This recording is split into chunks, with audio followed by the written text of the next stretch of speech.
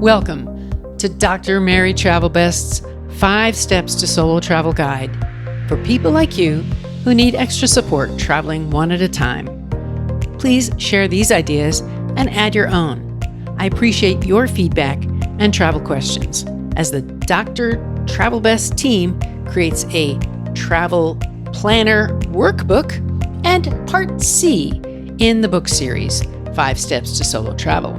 It's about 90 days around the world. In this episode, the FAQ is, how do I share my senior status, but not my age, regarding travel discounts?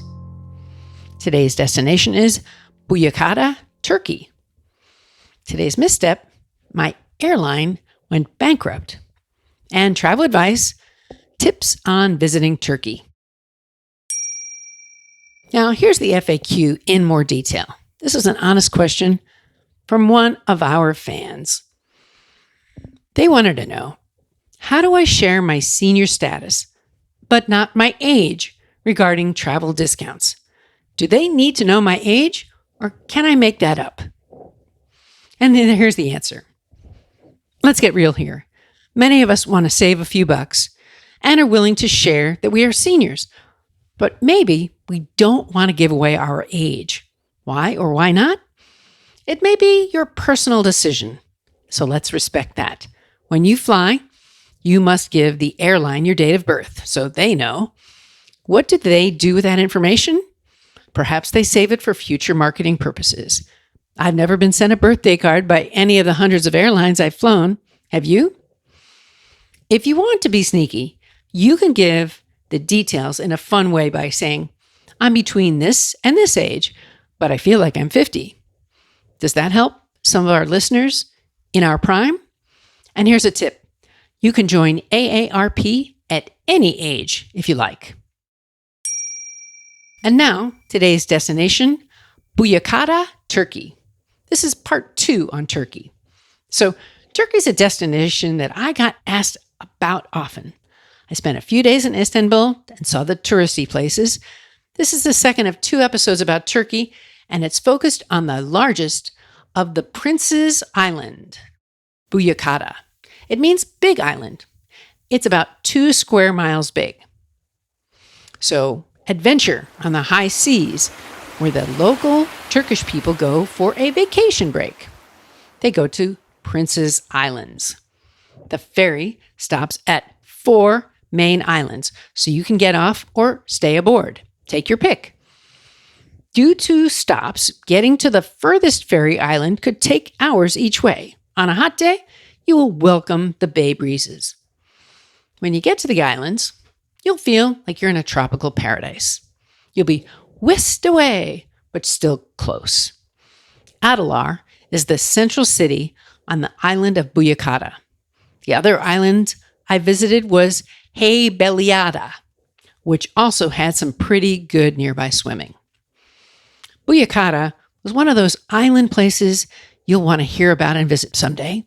Upon arrival, you find the water shuttle and go to the Nakabe Beach Resort, or Nakabe Plaji, Plaji, on the island's east coast, accessible by boat. It was a water playground. Many people have fun swimming on rafts and diving off platforms and inflatables.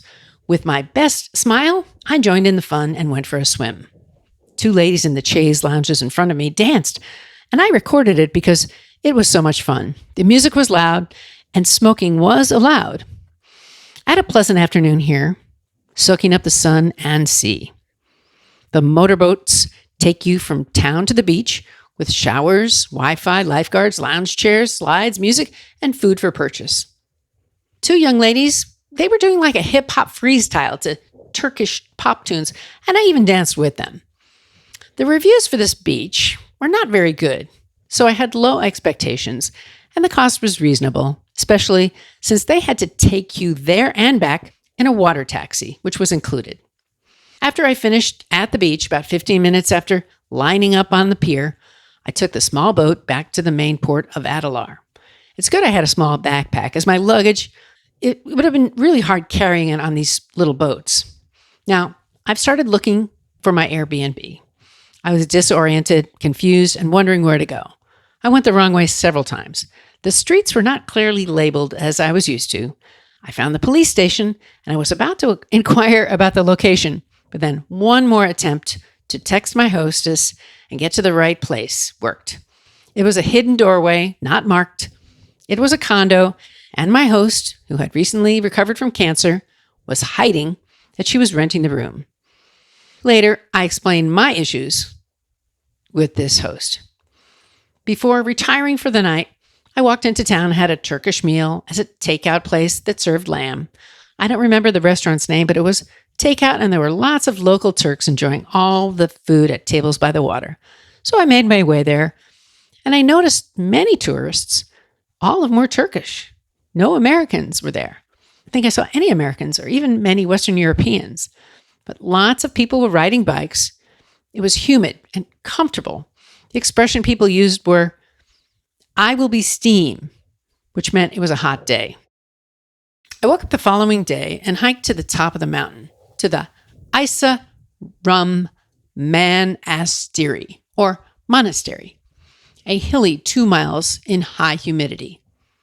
It dates back to the 6th century.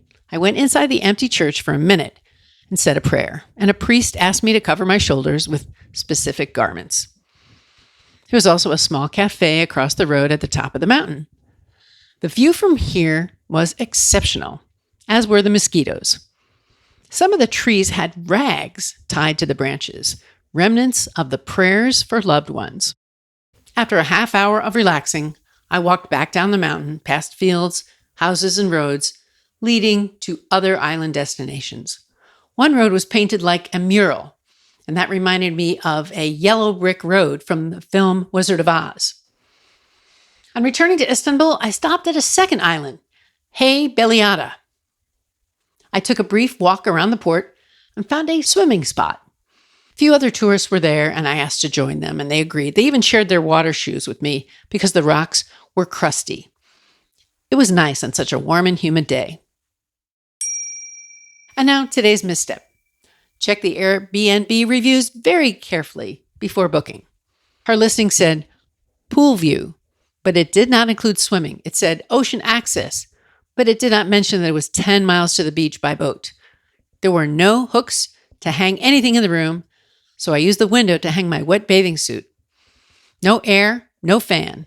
She was kind and made me lemonade and tea. The doors didn't close, they didn't lock, and they didn't fit. The host asked if I liked cats, and I said yes. That was my error. Everything was covered in cat hair, including in my room. I was sad about that, but realized nothing was perfect, so I kept a positive attitude. One small bedroom room was all I needed, and I would need a good night's sleep tomorrow as I would explore the island on foot. The room cost $50, which was within my budget so that I could handle the cat hair for a few hours. The host did not get my best review. And now, today's travel advice. Turkey. Some tips. If you're a U.S. citizen visiting Turkey, you will need a visa. Expect to see carpet shops, Turkish baths, and lots of delightful cafes and shopping. Haggling is a common practice here. I want to bring meaning to your future travels, so sign up for the Dr. Travelbest newsletter. I send it out once a month, and I inform you of new things about travel. We can also connect on my website, 5 Steps to Solo Travel, or you can find the book series on Amazon. I've got show notes with more details, and I would love it if you would make a review for this podcast. I need your help so other people can hear about this. What's on your travel bucket list? Tell the doctor and her team of women who travel the world seeking the very best. Dr. Travelbest, that is.